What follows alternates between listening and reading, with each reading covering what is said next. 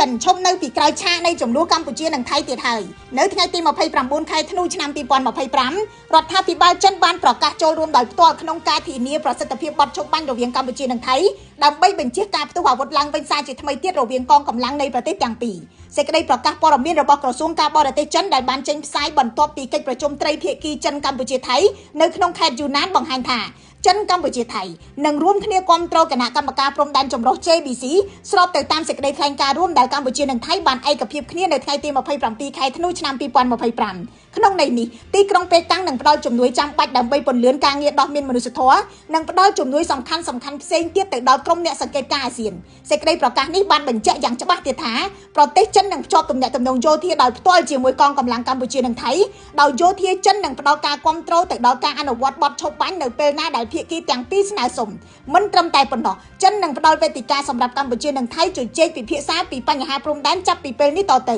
លើសពីនេះចិនកម្ពុជាថៃនឹងសហការបង្ក្រាបឧក្រិដ្ឋកម្មឆបោកតាមអនឡាញផងដែរគួរសម្គាល់ថាសកម្មភាពទាំងនេះរបស់ចិនបង្ហាញពីការផ្លាស់ប្ដូរតួនាទីរបស់ទីក្រុងប៉េកាំងនៅក្នុងចំនួនកម្ពុជាថៃចាប់តាំងពីការប្រយុទ្ធគ្នាជុំទី1ផ្ទុះឡើងនៅថ្ងៃទី24ខែកក្កដាឆ្នាំ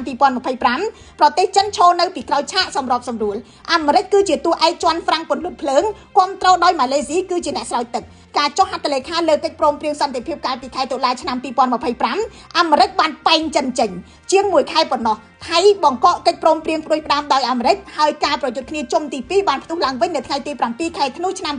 2025លោកកិនភីអ្នកវិភាគកិច្ចការនយោបាយនិងទំនាក់ទំនងអន្តរជាតិមើលឃើញចិនជាអ្នកធានាដ៏មានឥទ្ធិពលម្នាក់ដែលអាចជួយទប់កុំឲ្យការប្រយុទ្ធគ្នាផ្ទុះឡើងវិញលោកថាប្រសិនបើភាគីណាមួយរំលោភកិច្ចសន្យាដែលមានចិនជាអ្នកធានាភាគីនោះអាចប៉ះពាល់ប្រយោជន៍ជាមួយចិននិងអាចខូចមុខមាត់ទោះយ៉ាងណាលោកកិនភីយល់ដែរថាការធានាសន្តិភាពយូរអង្វែងនៅតែអាស្រ័យទៅលើសុឆន្ទៈពិតប្រាកដរបស់ថៃ